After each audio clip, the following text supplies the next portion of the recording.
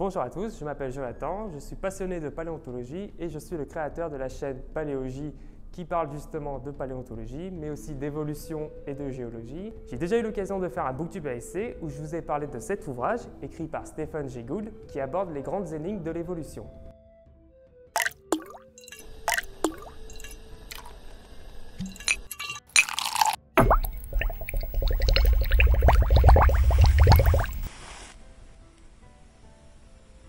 Et aujourd'hui, je reviens pour vous parler d'une bande dessinée qui se présente en 2 tomes, scénarisée par Christian Clot et dessinée par Fabio Bono, aux éditions Glénat dans la collection Explora. Ces 2 tomes s'intéressent au plus célèbre personnage de la théorie de l'évolution, Charles Darwin. J'aime beaucoup cette BD parce qu'elle parle d'un personnage très célèbre, sans doute un des scientifiques les plus célèbres, mais elle aborde une facette qu'on le connaît très peu de ce personnage. En effet, quand vous pensez à Charles Darwin, vous avez souvent à l'esprit l'image de ce vieux monsieur avec sa longue barbe un peu à la Albus Dumbledore ou à la Gandalf, qui a l'air d'être un homme très sage, qui a beaucoup de connaissances. Mais il faut savoir que Charles Darwin, comme tout le monde, a été jeune. Et dans cette BD, on nous montre que c'est un jeune homme qui aimait beaucoup plus s'amuser que se consacrer à ses études, qui aimait beaucoup sortir dans les pubs avec ses amis, qui adorait aussi la chasse. Au début, dans le tome 1, on le retrouve dans un pub en train de s'amuser avec ses amis et de jouer aux cartes. On le voit ensuite rentrer chez lui et profiter de la saison de la chasse. Peu de temps après, il va se retrouver embarqué pour une expédition autour du monde à bord du navire le Beagle, une expédition qui va durer 5 ans et c'est durant cette expédition qu'il va faire de nombreuses observations, qu'il va se poser beaucoup de questions et qui petit à petit va commencer à élaborer la théorie de l'évolution.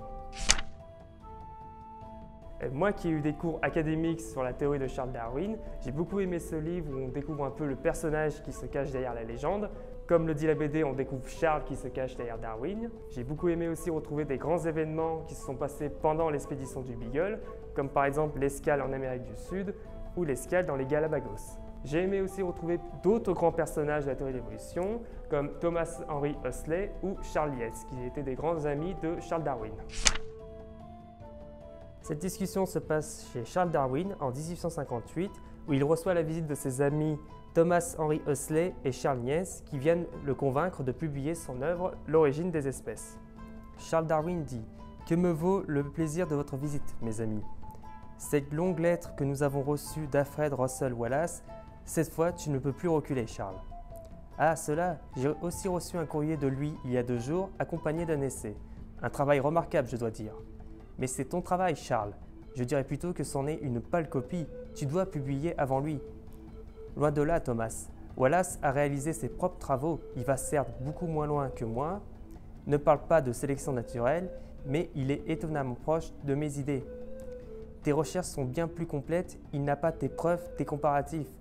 J'en conviens, mais cet essai d'une grande clarté en est un excellent résumé. Je compte l'aider pour le faire publier. Quoi, mais tu as les droits de paternité sur ces découvertes. Voilà des années que tu as les mêmes conclusions avec des milliers de preuves de ta théorie. Et je n'en ai pas encore assez. Voilà tout. N'en parlons plus, je suis fatigué. Charles, si Wallace est publié, tu ne pourras plus le faire. Tes années de travaux n'auront servi à rien. Qu'il en soit ainsi. Si la théorie de l'évolution, le personnage de Charles Darwin vous intéresse, je ne peux que vous recommander ces 2 tomes. En plus, à la fin de chacun, les auteurs ont laissé des textes pour vous expliquer où ils ont trouvé la source de leurs informations.